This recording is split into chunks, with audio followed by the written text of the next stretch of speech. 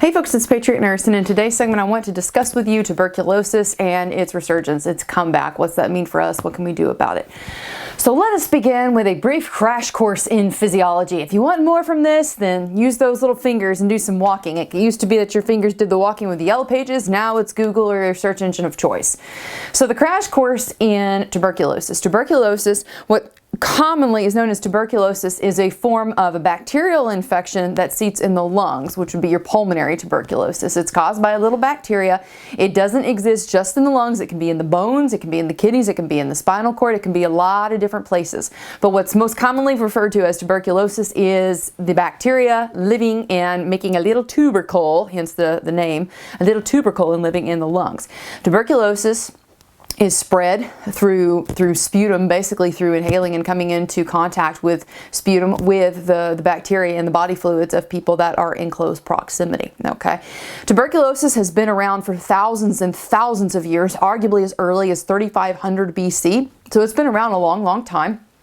It has had many different manifestations. It tends to wane and wax, go back and forth in how nasty it is, and also in the phases of history. It has been a bane of many people's existence, especially in urban areas, but not relegated just to that.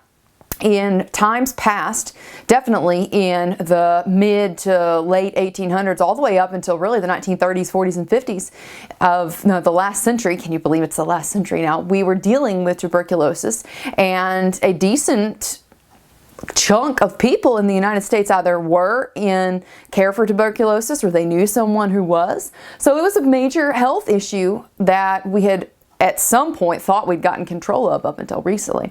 What's happening though, and I'm going to put a link in the description box below, is that tuberculosis is on the rise. It's making a comeback, and we're seeing a resurgence of this disease for many different reasons. It seems that definitely in the case of the latest statistics that have just now come out, or at least been made known in greater publicity than were previously shown. The CDC has found that TB among refugees in this country is increasing at an alarming rate. And I'm not surprised by this. Just as a nurse with a background in a decent amount of home health, I could tell you stories about the populations whom I visited and the living conditions which their culture deemed acceptable that we would probably shudder at. One of the characteristics of areas that spread, that have a high incidence, which means a new rate of individuals contracting tuberculosis, that have a high incidence, not only a prevalence, there's a difference here. Incidence versus prevalence, important to note here. Crash course.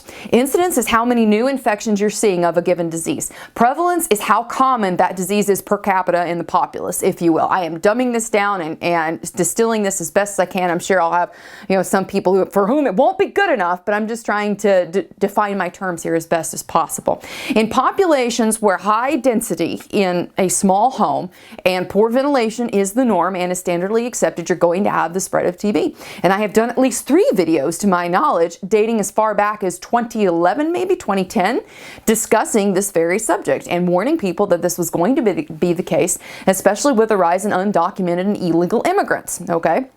And this is going to continue to, I think, present us as a growing and pressing threat here from a public health standpoint in the United States. Keep in mind that the data most recently released, if you will, or rediscovered by the press, courtesy of the CDC, that is on refugees that have documented legal status here, okay? We're not even talking the hundreds of thousands and millions of people who pour across our southern borders, carrying with them God knows how many different diseases, and for whom we have no accountability of a threat or a non-threat from a public health standpoint, okay? When people go through the legal process of immigration in the United States, there are certain quarantine periods and there are certain things as far as health inspections that have to take place. I'm not saying people don't skate under the radar and that stuff gets through that shouldn't get through, but there is at least some semblance of a process. There is no process whatsoever to ensure the health of people coming across the border, okay? We're seeing a resurgence in many different types of diseases, not limited to tuberculosis, but tuberculosis is a major health issue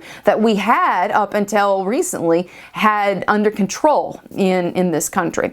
Where you're starting to see it grow specifically in the world outside of the United States is in sub-Saharan Africa, where there's a high corollary between HIV/AIDS and multi-drug resistant tuberculosis.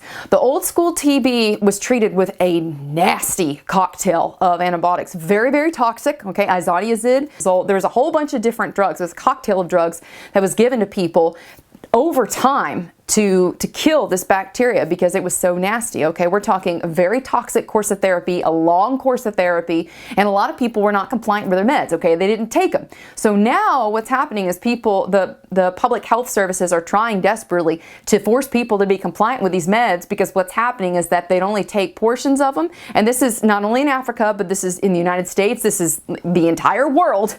It's like the universal patient axiom. It will be this way. They will, for whatever reason, not want to be compliant with their meds. They'll take some of them and then they'll feel better and then they'll try and save or sell the other stuff. I don't care where you are in the world, this is an issue. But it's a particular issue with TB because what's happening is as people feel better, okay, they're not cured yet, okay, they're still in active TB in many cases and have the capability to spread this to other people.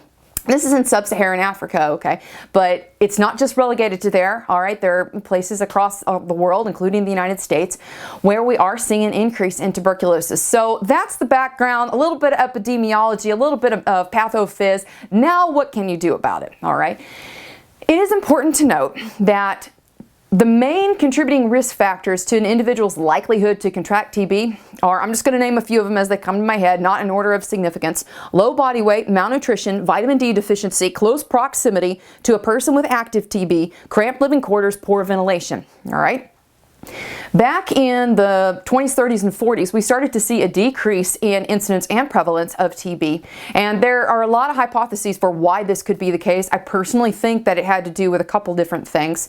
An increase in nutrition and people's ability to have calories, not just nutrition in the way that we think of vitamins, etc., but calories to increase their body weight. That's part one. But part two, the implementation of building codes, right, and public sanitation and public health works. When you start to see the balance of these things come together, you, I think, can adjust for the rate of decrease of TB. But what we're seeing now is that, number one, we have more people living in cramped living conditions. And to be direct into my own personal experience, I can tell you stories of going and doing home visits where you had 15 to 20 people in a house that was coded for 6, that was being rented to them for cash by another illegal immigrant. They had, I remember in one particular home that I was in, there was a big, giant, gaping hole over the sink in the middle of winter where cold air was shunting in, and there was toxic mold all over stuff. Let me tell you, I've seen some stuff, and I'm sure a lot of you home health nurses out there can attest to this. But it's nasty, and we have, I think, a lot of people who are coming across the border who are living in really substandard housing who are spreading this in one way, shape, or form. So I don't think it's going to get any better until we solve the illegal immigrant issue, until we make our borders non-porous, until we lock them down and make them watertight, a gasket seal. I don't think that this is going to get any better. But just a heads up, okay? Just a heads up. TB has been on the rise for a while, and now with the advent of multi-drug resistant tuberculosis, I think we have a real and pressing legitimate health threat.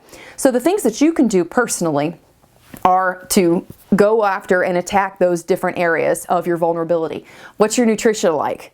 Well, most of us here are not going to have a problem with body weight in the United States, but we may or may not have issues with appropriate nutrition and nutrient balance in our diets. Pay attention to that, okay? And I think I've done some videos about this. I love Green Vibrance, and I'll put a link in the description box below. It's a whole health food supplement. I take it. It's great. I'm not saying everybody wants to take it because it really tastes like powdered lawn trimmings, but hey, A+ for nutrition. So the nutrition there is part of it. And then, of course, the way in which you live, your housing. Most of us here are going to be living in houses that at least have passed some semblance of a health inspection, hopefully. But that is part of the equation, and making sure that you're living in appropriately ventilated spaces, and try and get the heck out of the cities, man. Like, I know it's all cool, like all the little hipsters and the millennials are like, yay, I love being completely dependent upon the grid. it. But, you know, like it breaks down at some point, okay? So those are the things I think that you can edge towards. Just being self-sufficient, guys. Being self-sufficient, taking care of yourselves, keeping an eye on your health, and paying attention to the way that your family's feeling. You know, not letting stuff cycle and go out of control before we address it, okay? So hope that was helpful for you guys today. Just a little bit of update from a medical and news standpoint. If you did enjoy the video, please subscribe to me, Patriot Nurse, and also like me on Facebook, follow me on Twitter. Come out and train with me. We talk about the things we talked about today and a whole lot more in class, how to take care of people who are sick. And Medical Prep 101 and 201 focus on that, on building a foundation of getting people able to take care of their families at home. Medical Prep 301 is going to be unveiled this year. And in Medical Prep 301, we're talking nutrition, herbs, and old school disease, and tuberculosis will be right in there. Hope it was helpful for y'all. Have a great weekend. For now, it's Patriot Nurse signing off, and I'll see y'all later. Bye.